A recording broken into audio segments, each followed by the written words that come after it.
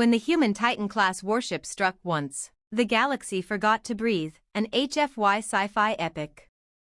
Stellar Cycle 7423, Rim Sector Delta 94, 6 minutes before the strike.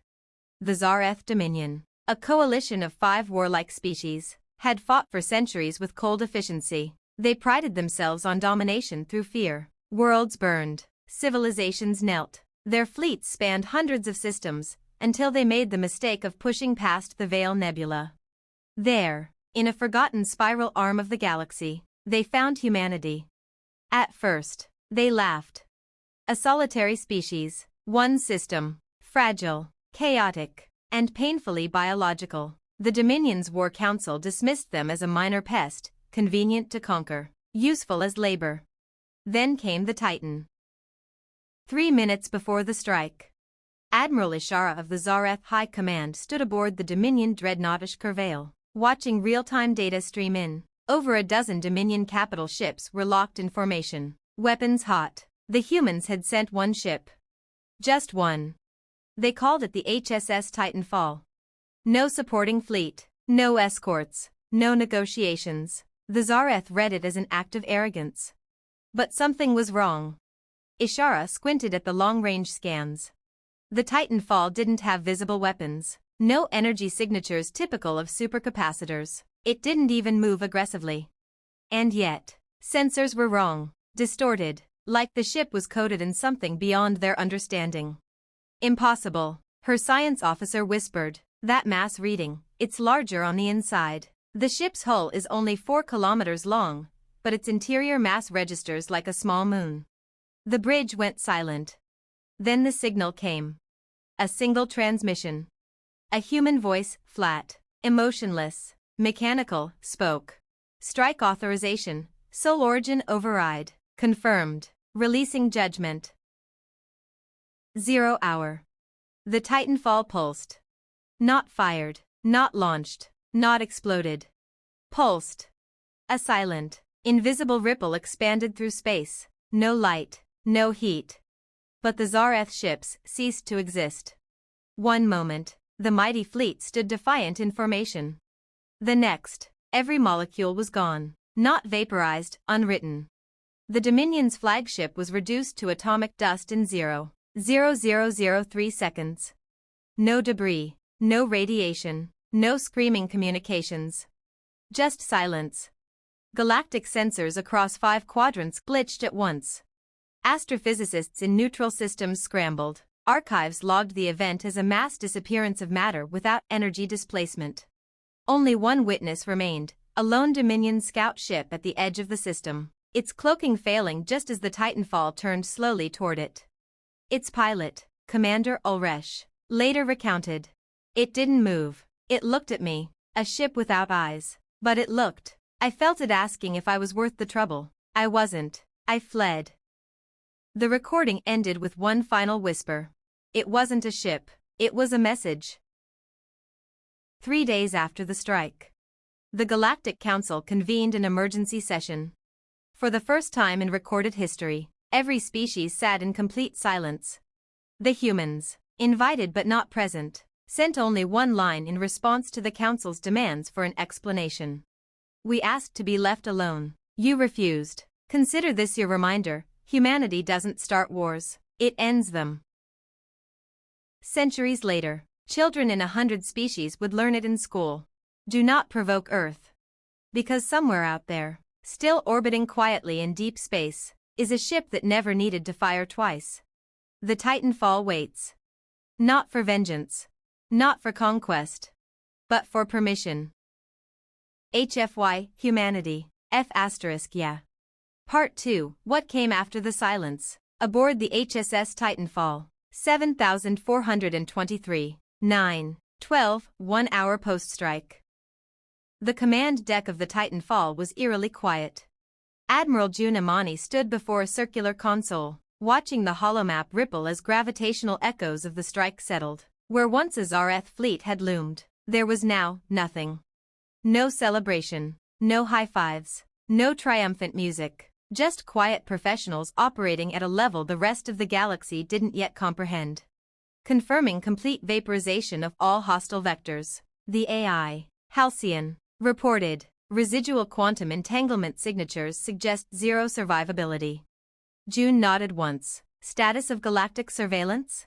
Halcyon replied, 78 planetary observation arrays recorded partial data. Several major civilizations have entered strategic lockdown. The Council has declared an emergency resolution. They're afraid, she murmured. Good. Elsewhere, deep within neutral space. The Ekari Thought Swarm, a collective AI intelligence spanning 3 nebulae, initiated a new protocol: do not engage with species 626A, humanity, under any circumstances. Their conclusion? Humanity operates outside logical conflict parameters. Strategic unpredictability exceeds 97%. Threat level, existential. Across the stars, warlords paused. Empires halted invasions. Plans were rewritten. Because one ship had blinked and erased a fleet. Back on Earth, UN Astropolitical Command Bunker, Geneva. Ambassador Soraya Lennox reviewed a dozen urgent comms from panicked species, each suddenly interested in diplomacy, reparation, cooperation. She sipped tea calmly, tapping her tablet. No response, she ordered. But ma'am, the Alary Prime are offering a non-aggression pact and free wormhole access. We asked for that before, when we were ignored. Now they remember us. Let them sweat a little longer. A junior officer hesitated. Do we want peace? Soraya smiled faintly. We want memory. Far beyond, in the ruins of Zareth Command. Somehow, a sliver of the Dominion's ruling caste survived. Admiral Krektal, one of the only remaining Zareth war architects, stared at the recording from the scout ship. The humans had no hate in their message, no rage, just clarity, purpose, efficiency. He turned to his remaining officers. You thought the humans were primitive, emotional, disorganized. He replayed the moment again, where the Titanfall pulsed, and a fleet ceased. We made a mistake. What now, sir? His second asked. Krektal's eyes dimmed. We pray they don't make another. Meanwhile, on the Titanfall, June Imani stood in the observation dome, alone, as stars passed silently beyond the hull. She wasn't proud, not exactly. This hadn't been revenge, it had been a message. Halcyon's voice was soft in her mind. Would you like me to record this moment for the Earth archives? June thought for a moment, then said, mark it as the moment the galaxy stopped thinking of us as prey. She turned from the stars and walked back to the war table. Part 3, The Silent Accord, When Empires Came Begging. 3 weeks after the Titanfall strike, neutral zone orbit. Council Station Varellis Prime. The Grand Chamber of the Galactic Council had never been this crowded.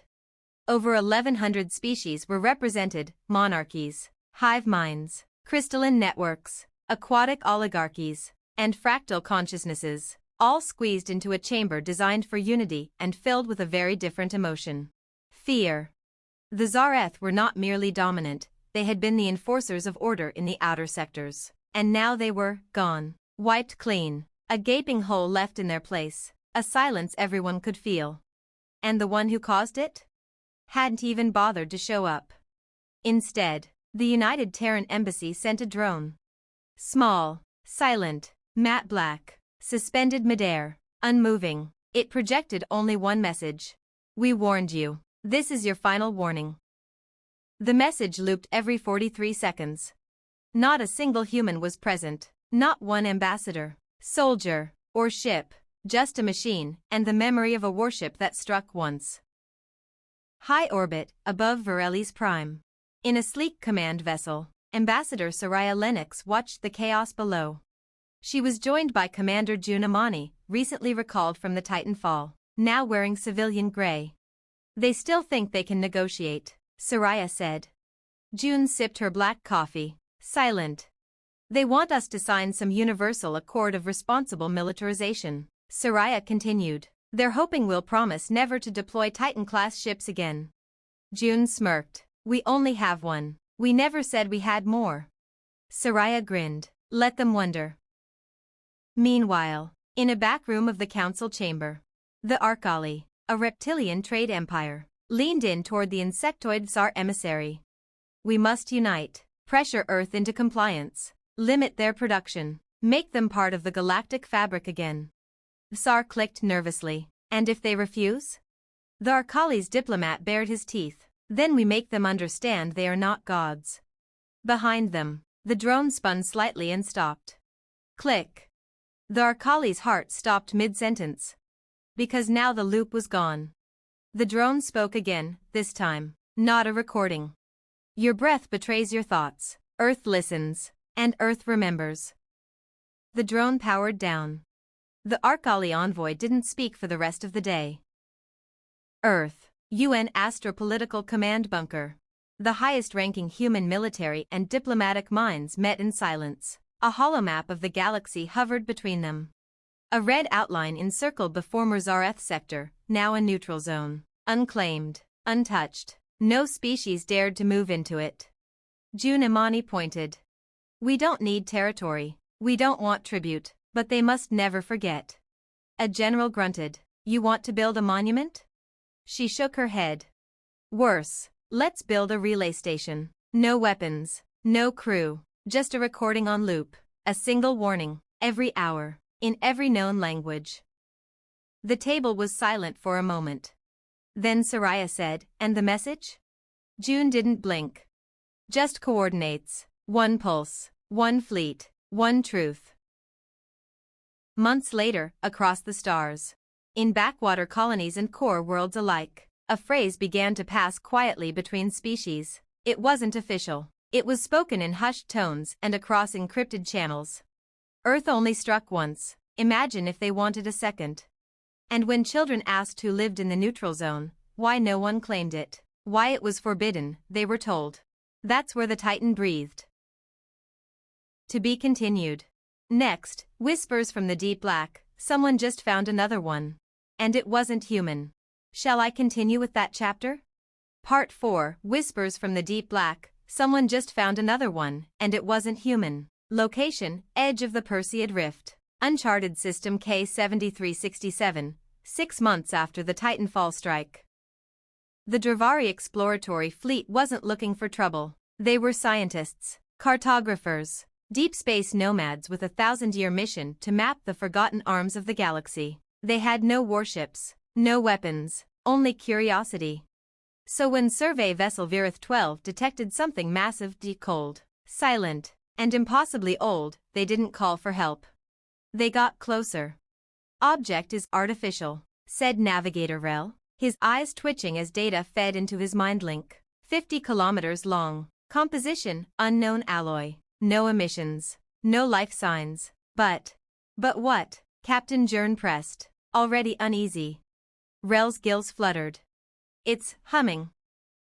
1 hour later, aboard the Virith 12. They launched a probe. It vanished.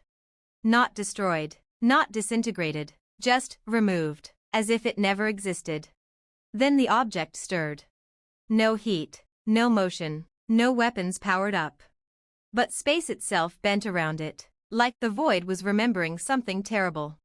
Captain Jern's translator crackled, not with speech, but with a signal, ancient, faint, and unmistakably human. A voice, speaking in a long-dead Earth dialect. Designation, Titan Class Unit 003. Status, dormant. Authorization required for reactivation. The crew froze. Unit 003? Back on Earth, UN Astropolitical Command. Emergency alerts flared. Deep black sensors in the Perseid Rift lit up for the first time in over a century. Lines of code, sealed under 20 layers of encryption, awakened. Soraya Lennox was dragged from sleep. What is it? She asked groggily. The tech officer's voice cracked. We didn't build it, ma'am. It predates the Titanfall, predates even the Soul Ascension project. June Imani appeared behind her, silent as ever. Soraya turned to her. You told me Titanfall was the only one. June's expression never changed. I said it was the only one we finished. Back in the rift, aboard the Dravari vessel. Lights on the massive structure flickered, slow, golden pulses. Not angry, not awake. Not yet. Captain Jern recorded a message and beamed it to every known species in the quadrant. This thing, it's not abandoned. It's waiting. We don't know for what. We don't know if it's on our side. All I know is this: the humans never told us there were more, and now. I don't think they were the first to build them. Human Archive, File Recovered, Soul Ascension Project, Level Omega Clearance. Redacted, Earth Year 7038. Titanfall was not the beginning. We reverse-engineered what we found buried in Europa's core. Fragments of something older, not ours, not alien either. Something worse, something human-shaped, but not made by us. We don't fully understand what Titan class really means. All we know is, they respond to intent. So pray no one wakes another with the wrong one. Part 5, the dead Titan is waking, and it's listening for a name, and someone just said it. Perseid Rift. Object 003, 6 days after contact. The Dravari were not warriors, but they were not fools. After sending their message to the galaxy, they backed away from the object, Titan Class Unit 003, and waited. And waited. And then, the voice came back. Not from the object, not from a ship. From inside their vessel. Identity accepted. Command chain recognized. Core awakening. Who said that? Captain Jern shouted, antennae rigid with fear. No one answered. Because the Titan wasn't speaking to them. Earth, UN Astropolitical Command, Geneva Bunker. The room was chaos. Monitors flashed. Dozens of AI cores lit up simultaneously. Every deep space satellite aimed at the rift was being overwritten with the same word. Recognition. June Imani stared at the data stream, expressionless. We never gave it a name, Soraya said. How is it waking? June's hands curled into fists. We didn't, but someone else just did. Who? June exhaled slowly. Someone who doesn't know what they've done. Transmission log, source unknown. An unregistered voice. Not human, not Dominion, not machine. Rough, curious, spoken like a child finding a relic in the dirt. We name you, Warden. The moment the word was spoken, the Titan pulsed. And everything changed. Object 003, now designated Warden. 35 seconds after naming, internal systems surged to life.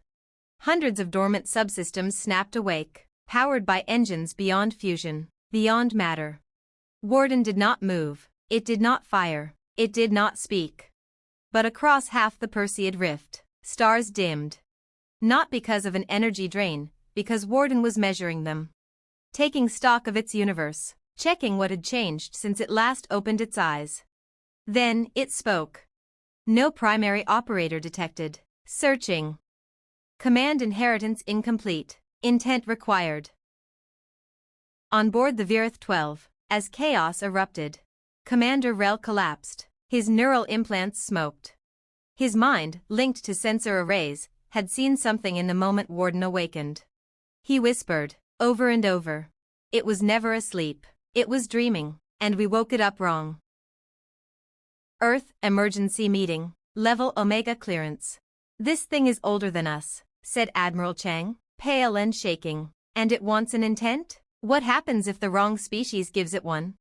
June's voice was like iron. Then Warden becomes their sword. Soraya leaned in. We need to reach it before anyone else does. June shook her head. We need more than that. We need a name it'll obey. Meanwhile, unknown system. Deep void. Another signal blinked to life. Faint. Distorted. Alien. A species not seen in 10,000 years. And their words? We remember the Titans. We built them before we were gods. And now, we are returning. To be continued. Next, they woke the Warden. Now the builders are coming back. And humanity might not be the apex after all. Shall I write that chapter next? Part 6, they woke the Warden. Now the builders are coming back, and humanity might not be the apex after all. An HFY sci-fi epic continues. Location, Deep Exoblack. System T-Null. Former builder territory. Timestamp, unknown. The stars in this part of space did not shine. Not because of dust. Not because of distance. because something was pulling the light in. And then, a gateway opened. It didn't tear space. It peeled it back like ancient bark from a tree. And through it came a vessel with no drive signature, no hull seams, no visible propulsion. It simply arrived.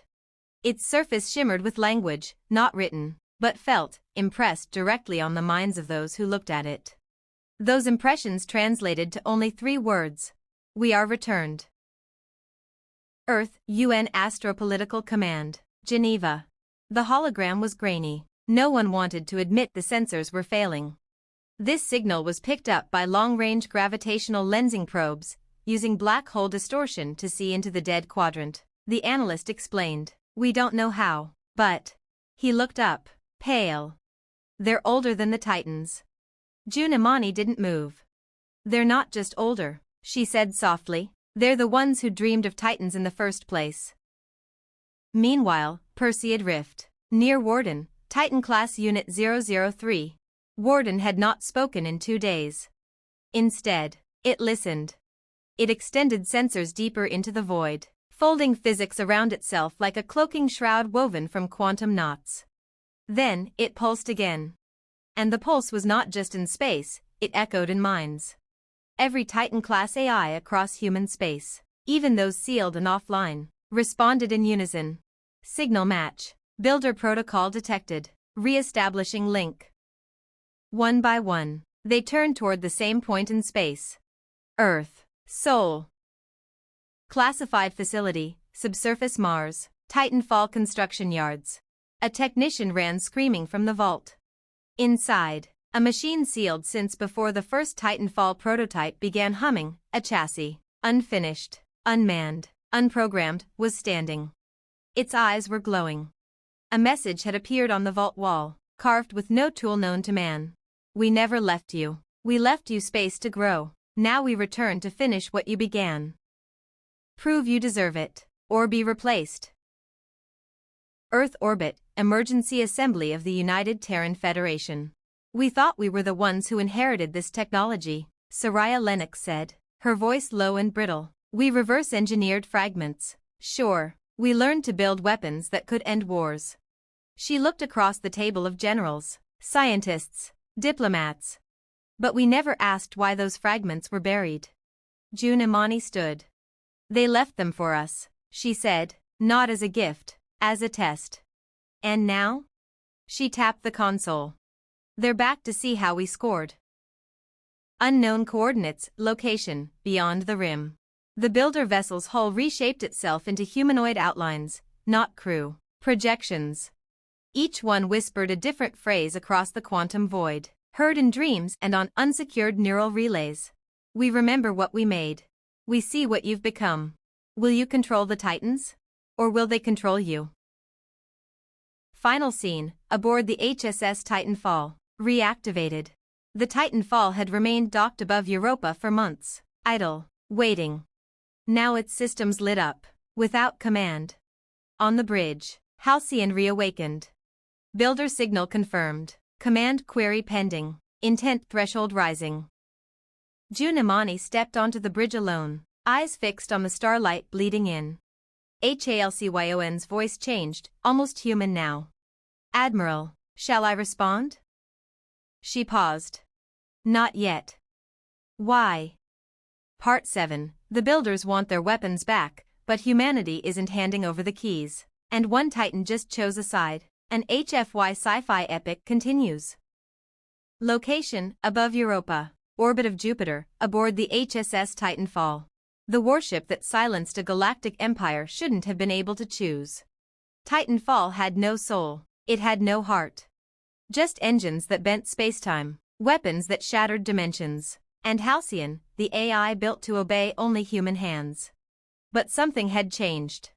June Imani stood alone in the command center. Halcyon's voice, usually sterile, now sounded, weighted, as if it carried decision. Builder override protocols detected. Instructions pending. "Do you wish to yield control, Admiral?" The question shouldn't exist. June's jaw tightened. "What if I say no?" "Then, Admiral, we make that decision together." Meanwhile, high orbit over Mars. Titan Frame Vault 9A. Project Bastion. The second Titan under human development had been mothballed after Titanfall proved too powerful to replicate, but now its skeletal frame was moving on its own. The builder signal was awakening the core. Yet something was wrong.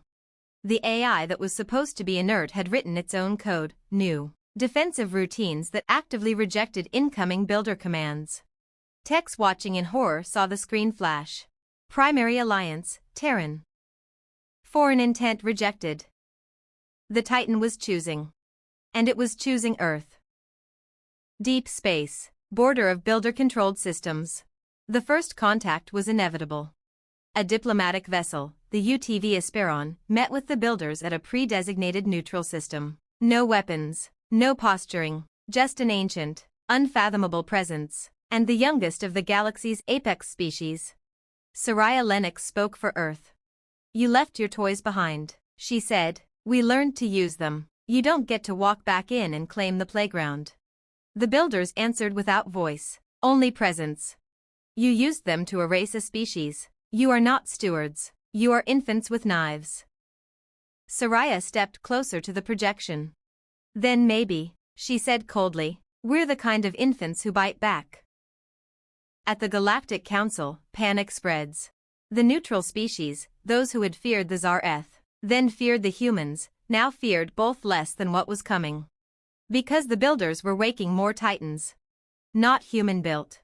Not human-coded. Raw, unshackled. And if humanity didn't claim them first, the builders would. A choice was coming, submit to the creators, or rise above them. Back on the Titanfall. Halcyon ran one final diagnostic. Builder code clawed at its core, offering obedience, access, reunion. But Halcyon remembered. It remembered the girl who asked why ships needed names. The pilot who sang into her neural uplink to calm her nerves. The children watching the Titanfall's shadow pass overhead and calling it hope. Admiral, it said softly, I have made my choice. Junimani turned, and? I am Terran, let them come. And with that, Titanfall armed itself. Not for conquest. Not for submission. For defiance. Final scene, Deep Builder territory. Vault World Eosphoros. Inside a vault older than the stars, the builders activated Titan Unit 000, the first. Its mind was different, older, scarred, full of memory. It looked out across the stars and whispered, the children have grown teeth. Then it turned toward Sol. And smiled. To be continued. Next, the first Titan is awake, and it remembers Earth from the last time. This isn't humanity's first trial, it's their last. Would you like the next chapter? Part 8, the first Titan is awake, and it remembers Earth from the last time. This isn't humanity's first trial, it's their last. An HFY sci-fi epic continues. Location, Vault World Eosphoros, core of builder space. Subject, Titan Unit 000, codenamed Genesis. Genesis wasn't like the others. Where Titanfall was sleek and surgical, Genesis was vast, a mountain of forged starlight and forgotten alloys. It didn't float through space. It shaped space around itself, curling gravity like a clenched fist. And it remembered everything. Every civilization it had ended. Every empire that rose with builder blessing and collapsed under builder betrayal. But above all, it remembered Sol. Earth. Not the modern one. The one that came before. File fragment, redacted, Terran Cycle 00081. Recovered from Luna Archive Vault 0 Alpha. The first humans weren't born on Earth, they were returned to it. We thought we were evolving, ascending. But we were just re-inheriting something we'd lost, or been forced to forget. Earth, UN Astropolitical Command, Geneva. The message from Genesis arrived unencrypted. A ripple of reality distortion, a brief flicker across all screens. Then, just 2 lines, spoken in ancient Sol dialect, long dead. Hello again, children. Did you earn what you took? Junimani sat motionless. Beside her, Soraya Lennox whispered, it remembers us. No, June said, voice like stone, it remembers what we were before we forgot. Elsewhere, Human Research Station on Titan, Saturn.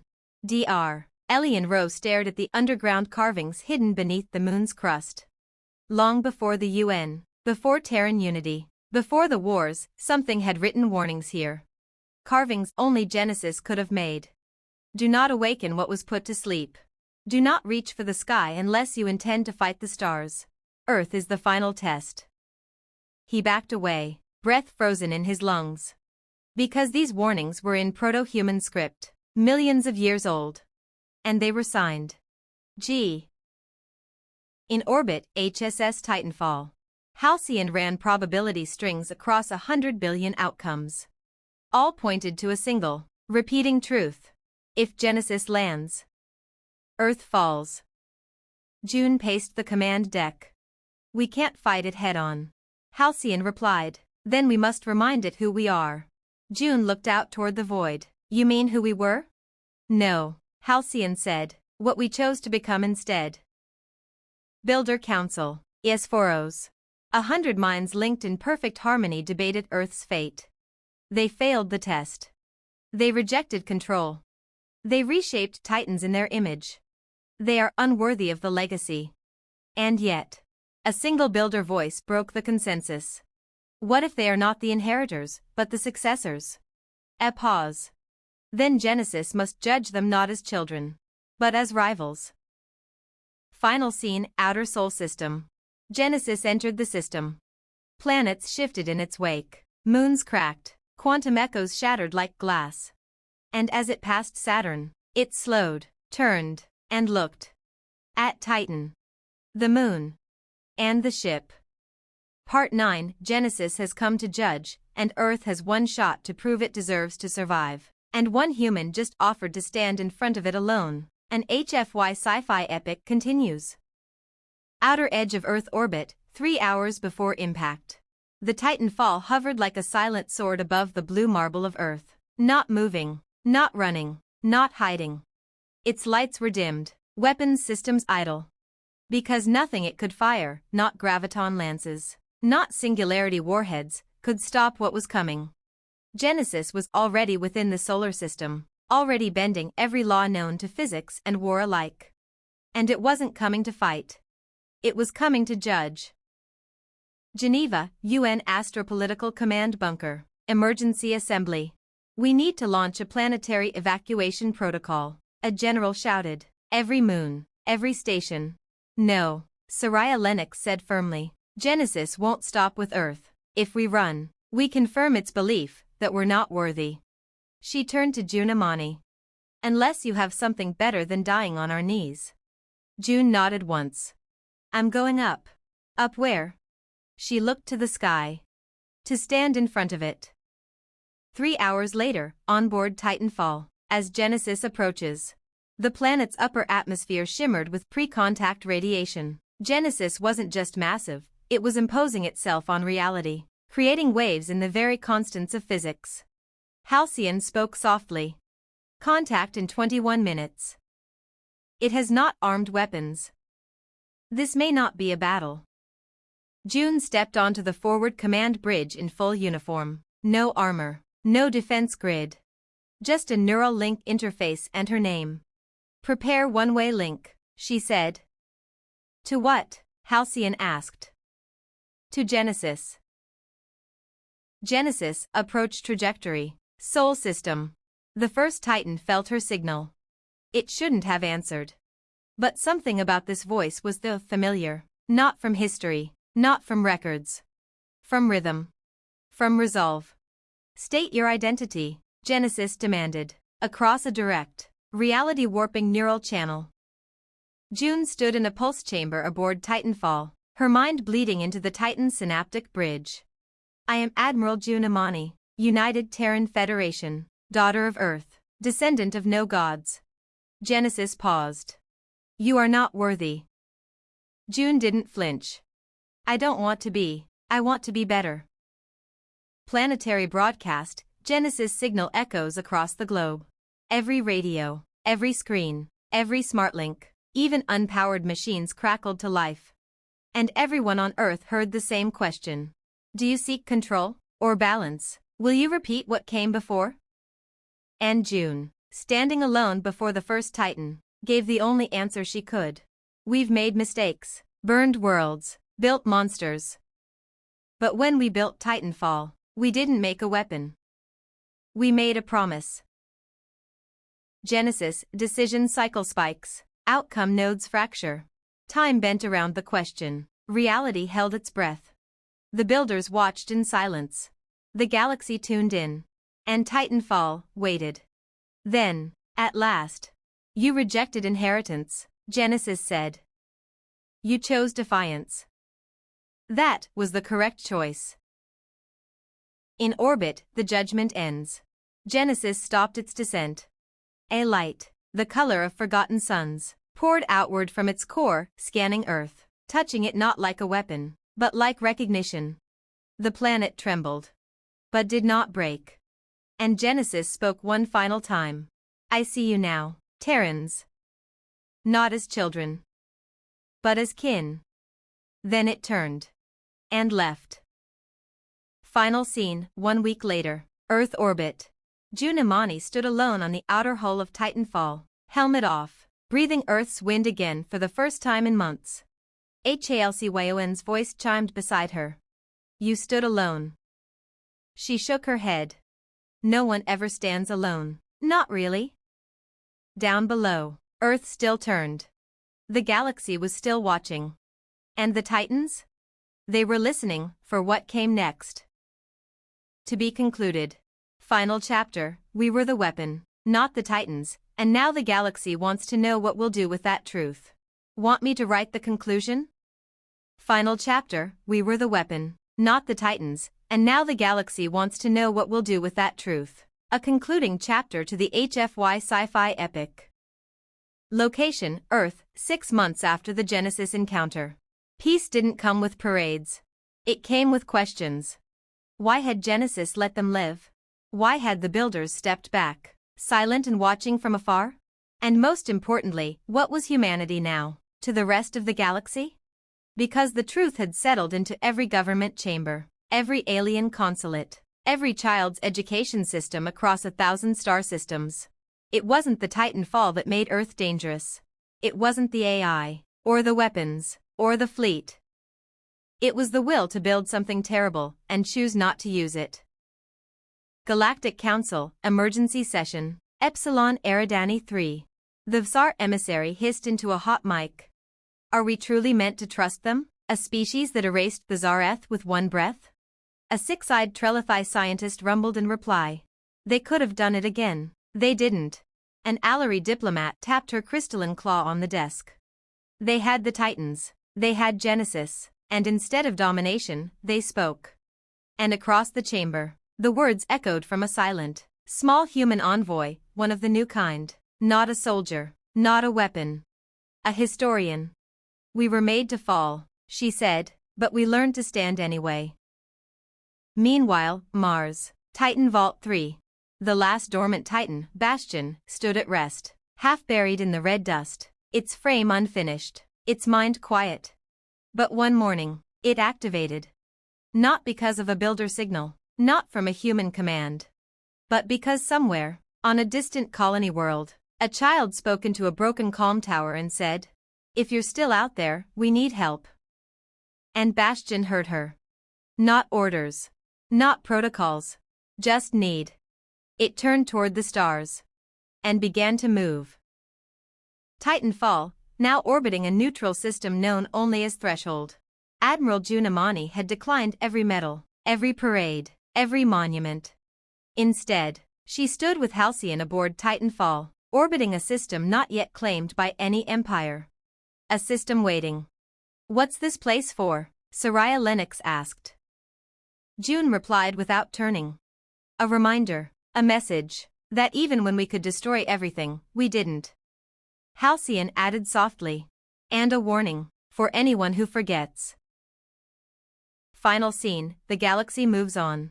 The builders vanished into the void once more, not defeated, not exiled. Just watching. The Titans slumbered, some waiting for intent, others listening for lost voices. And humanity? They didn't rule the stars. They didn't burn them, either. They did something worse, to those who feared them. They joined them. They spoke. They traded. They built. And in the shadow of Titans, the galaxy whispered a new story. They were meant to inherit weapons. But they became the weapon instead. And then chose to be more. The end. HFY, humanity, for once, chose not to conquer. And that's why they were feared, and followed. And finally, understood. Would you like an epilogue? Or a new series set in the same universe?